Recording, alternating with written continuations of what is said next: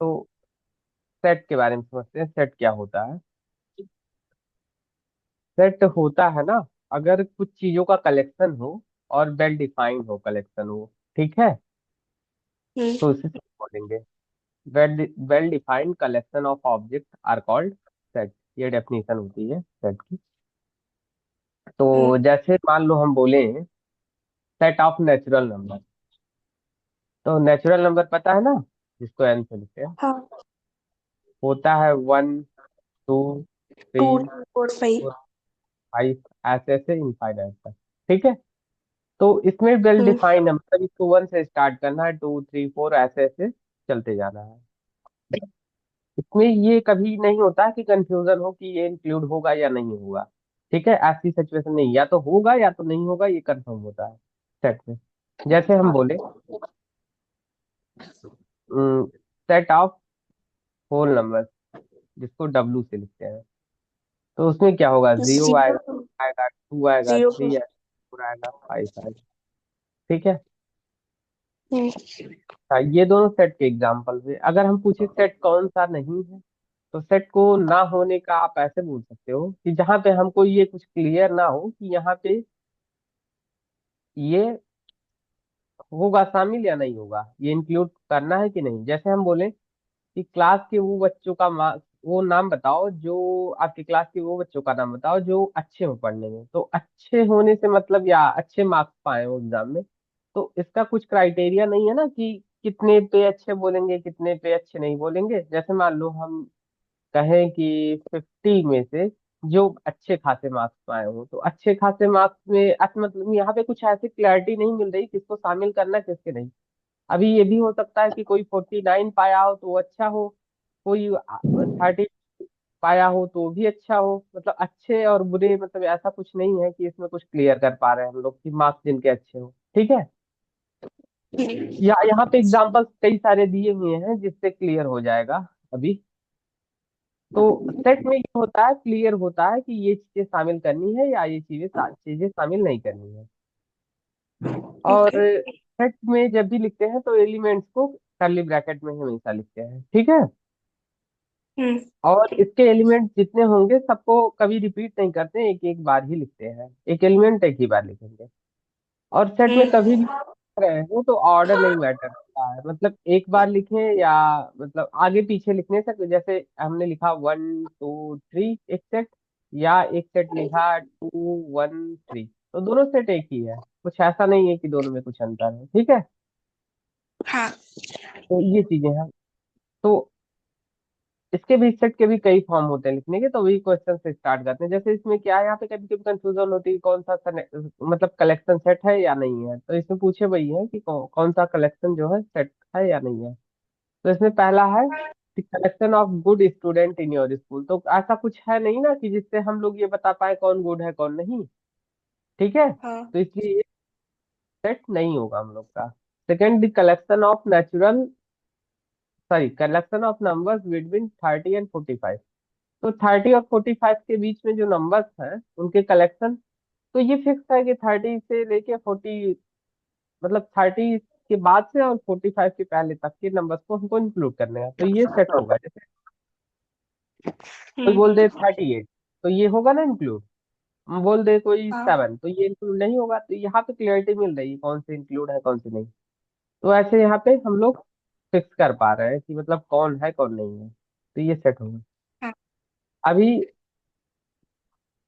The collection of fat people in our country, तो ऐसा कोई है नहीं कौन सा मोटा कौन सा पतला, ऐसा कुछ नहीं कर पाते ना कि जब तक कि एक फिक्स बताया नहीं कि इतने इससे ज्यादा नहीं मोटे होंगे। कुछ क्राइटेरिया फिक्स होनी चाहिए कि इसके ऊपर जो होगा वो मोटा होगा, इससे जो कम होगा वो पतला होगा, तब तो होगा, नहीं तो हम्म। फिर नहीं, तो ऐसा तो कोई नहीं है, इसलिए तो फिर ये सेट नहीं है। मतलब यहाँ पे क्लैरिटी नहीं मिल पाती है कि कौन से किसको इंक्लूड करना है फैट मैन में, किसको नहीं इंक्लूड करना है।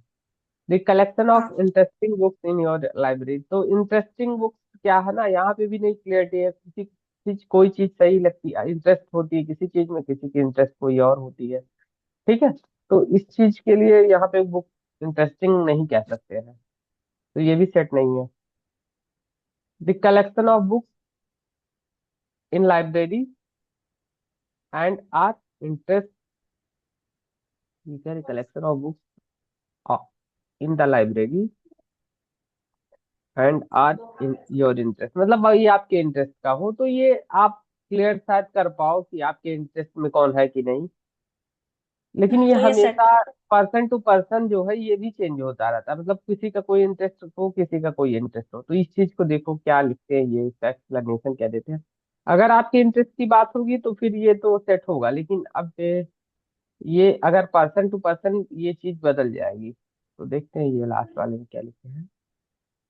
कलेक्शन कौन कौन यहाँ पे सेट है। कलेक्शन ऑफ गुड स्टूडेंट, ये नॉट वेल डिफाइंड, ठीक है, कोई एक्सप्लेनेशन वेल डिफाइंड नहीं है। जो है कलेक्शन सेट है या सेट नहीं है, वही चीजें लिखे हैं, ठीक है, ये सेट है क्योंकि ये आपके इंटरेस्ट की बात ओके। हो रही है। ठीक है, तो ऐसे है। अब सेट थ्योरी क्या है ना कि ये जो है क्लास 11th में आपको डिटेल में भी मिल सकती है, और शायद 7th में है, 8th में नहीं है, 9th में भी नहीं है, 10th में भी नहीं है उतना डिटेल में, ठीक है, तो 11th में लेकिन अभी पढ़ लो आप जहाँ मतलब जो चीज है। अब इसमें क्या बताना है कि ट्रू फॉल्स। अब ये कह रहे हैं कि ये जो सेट है और ये जो सेट है और ये set, this set, this same as this and same as this, तो क्या सबके एलिमेंट सेम सेम है। हाँ तो सेम है, आगे पीछे बस लिखा है तो सेम ही होंगे, ये कुछ है हम्म। एक्स्ट्रा अलग, सेम सेम है ना, हम्म। ट्रू होगा ये। Set this and this are same, तो हाँ एलिमेंट तो वही है क्योंकि सेट के एलिमेंट को रिपीट करने का कोई मतलब है नहीं, तो दोनों सेम ही है, ठीक है। हाँ। हम्म। Set of the letter in the word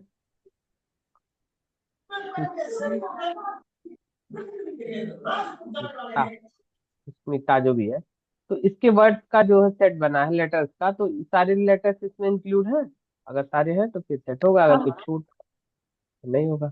हाँ। सेट ऑफ लेटर्स, इसके लेटर्स का, तो एम भी है, ए भी है, एच भी है, एम तो एक बार ही रहेगा, डबल ओ एक ही बार रहेगा, ये जी भी ठीक, ये भी। ये भी सेट है। इतनी बात समझ में आई। हाँ। अब आप बताओ प्रॉब्लम आपको कहाँ पे हो रही है, फिर उन चीजों पे फोकस करें, थोड़ा सा ये बेसिक वगैरह बता। हम्म,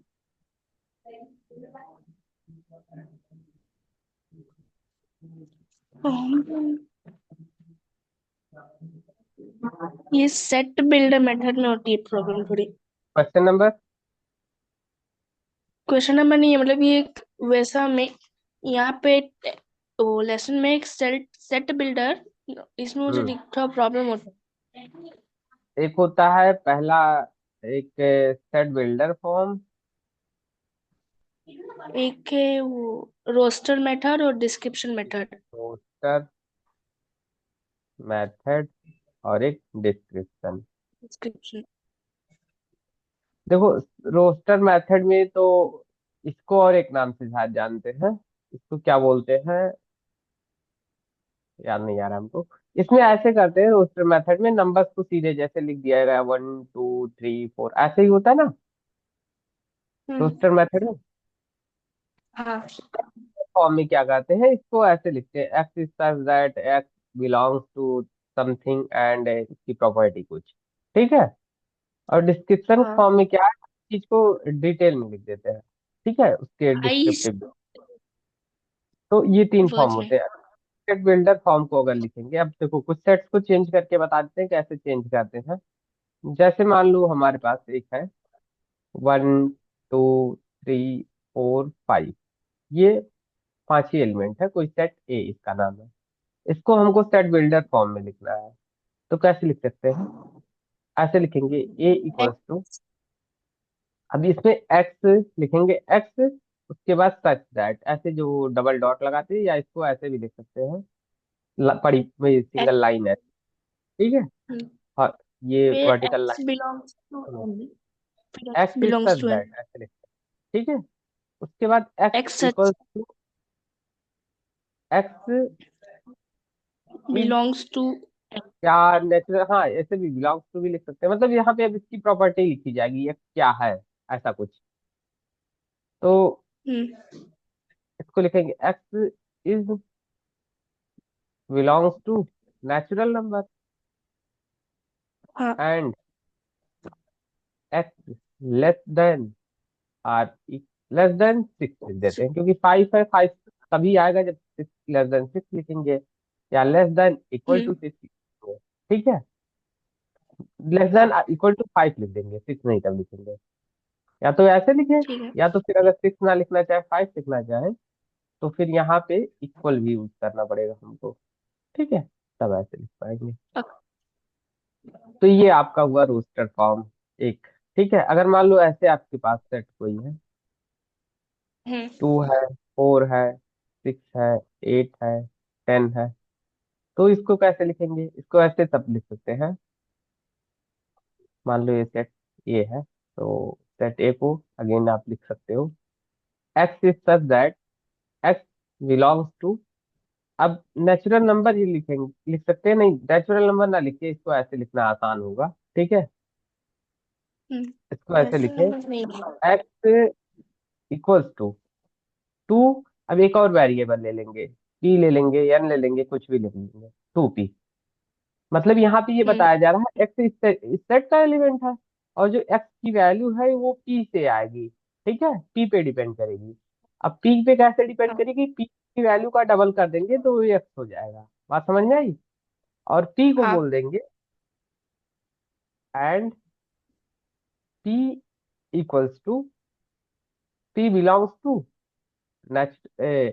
P belongs to natural number, ऐसे लिख देंगे। हम्म। मतलब पी नेचुरल नंबर है और ये कहाँ से कहाँ तक है, ये वन से स्टार्ट हो रहा है तो नेचुरल नंबर तो वन से ही स्टार्ट होता है, और सब हाँ। लास्ट वाला केवल बता दें।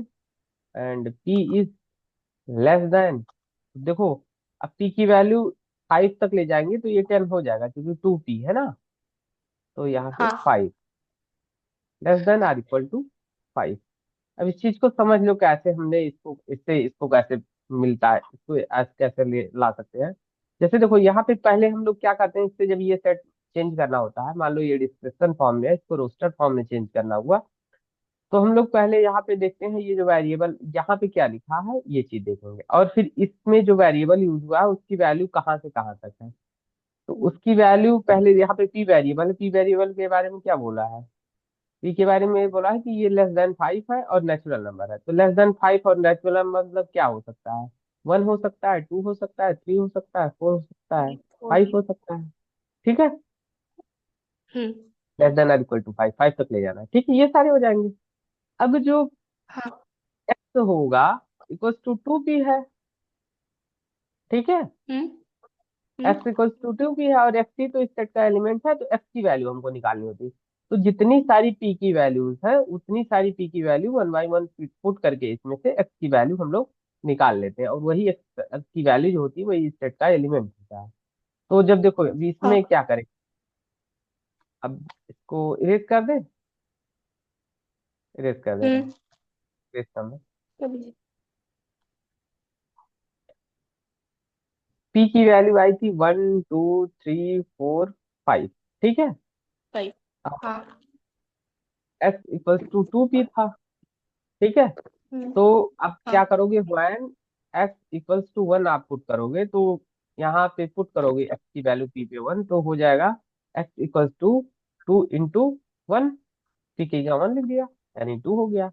तो पहला उस सेट का एलिमेंट क्या था, टू से स्टार्ट था, two four six eight ten यही सेट था, तो पहला एलिमेंट मिल गया। ऐसे जब एक्स की वैल्यू टू पुट करोगे, पी की वैल्यू सॉरी पी की वैल्यू वन ऐसे लिखोगे, पी इक्वल्स टू टू, तो एक्स इक्वल्स टू हो जाएगा टू इंटू टू यानी फोर, तो दूसरा एलिमेंट मिल गया। ऐसे सारी वैल्यूज पुट हाँ। पुट करते जाएंगे, थ्री फोर फाइव, तो ये सारे एलिमेंट्स मिलते जाएंगे। ठीक है, ऐसे इसको लिखा जाता है। मतलब उसमें ऐसा कुछ लिखना है कि उससे ही वो एलिमेंट मिल जाए। हाँ। हम्म अब इसमें चेंज करने को दिया भी होगा कि इसको सेट बिल्डर फॉर्म में चेंज करो, इसको रोस्टर फॉर्म में चेंज करो। अब दिया डिस्क्रिप्शन है। फॉर्म में क्या होता है, ऐसे पूरा लिख देते हैं डिस्क्रिप्टिव वे में। यहाँ पे देखो डिस्क्रिप्शन फॉर्म में लिखा हुआ है एक्सरसाइज दैट हम्म। हैज। तो इसमें तो हम्म। आसान होता है, इसमें सारी चीजें लिखी हुई। ये देखो यहाँ पे जो है, हम्म, अभी इसमें तो नहीं दिख रहा चेंज करने वाला, कहीं देखें एक बार।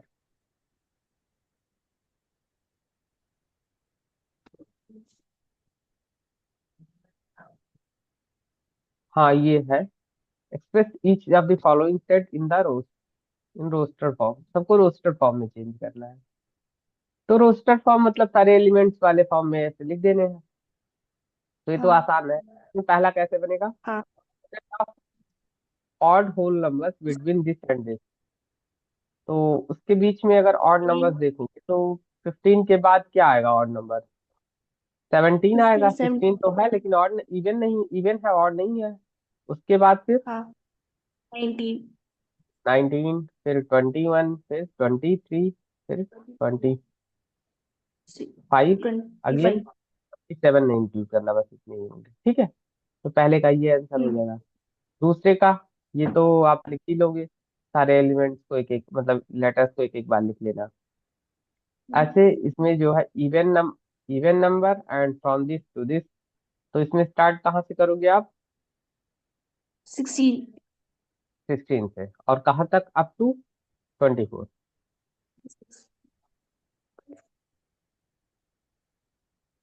नहीं, टू दिस बोले ना, from this to this, between नहीं बोले, तो ये 26 तक जाएगा। देख लेते हैं एक बार सॉल्यूशन में, ऐसे ही किए हैं। Six, from this, from 16 to 26, मतलब यहाँ से वहां तक पूरा इंक्लूड कर रहे हैं। तो तो हाँ देखो, यही है, 26 इंक्लूड किए हैं, ठीक है। हम्म। जब बिटवीन बोले होते तब शुरू और लास्ट वाला छोड़ देते, बिटवीन बोला नहीं उन्होंने। ठीक है। बिटवीन 2। हम्म, हाँ। ऐसे ऐसे करना है इनमें। हम्म। और ये तो वॉवेल्स का बताना है इसमें, ये वॉवेल्स का यूज करते हुए जो सेट बन पाएगा, तो इसमें जो जो वॉवेल्स होंगे उनको कर लेना।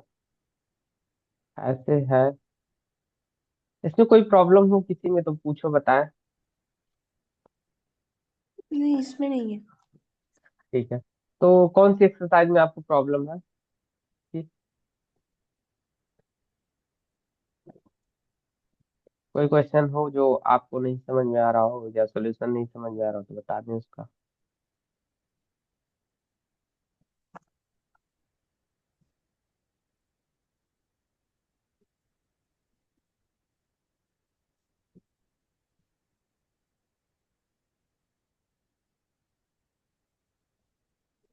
एक ही एक्सरसाइज है इसमें ना, एक नहीं। कितनी एक्सरसाइज है, नहीं दो होगी इसमें तो शायद। एक सेट हाँ वेट के दो बारे है। में बताया गया है जिसमें इनपटी सेट और इक्विवेलेंट सेट, ये सब पता है आपको। हाँ।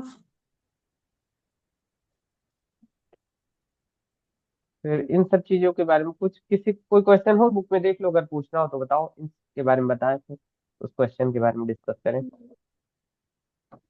देखो,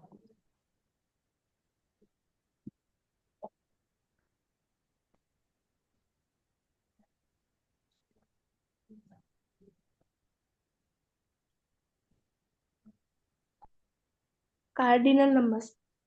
कार्डिनल नंबर, हम्म।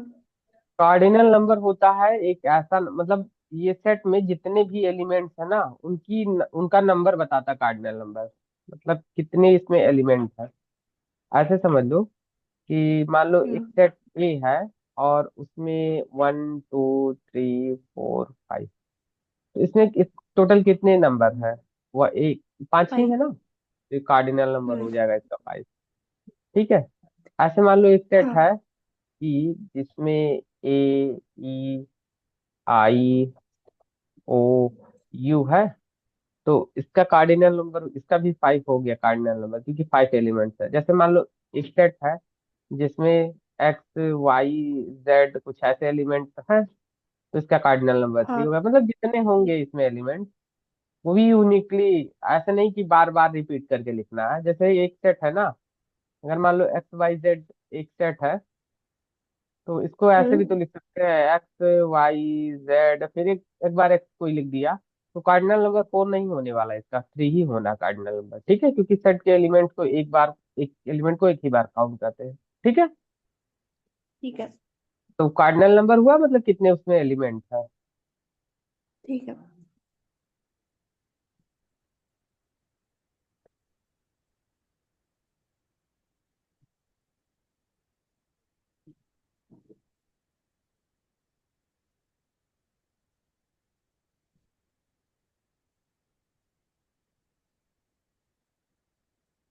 और कोई क्वेश्चन। नहीं, बस इतना ही था। ठीक है, आप क्वेश्चंस पहले से रेडी रखा करो, ताकि हम जो है उस पे पहले से चैप्टर, कोई भी चैप्टर जो भी पढ़ना हो, उस चैप्टर को पहले से प्रिपेयर रखा करो कि क्या क्या पूछना है। हम उस चैप्टर के बारे में डिस्कस कर लेंगे उन क्वेश्चंस पे, ठीक है। ठीक ओके। है। एक मिनट।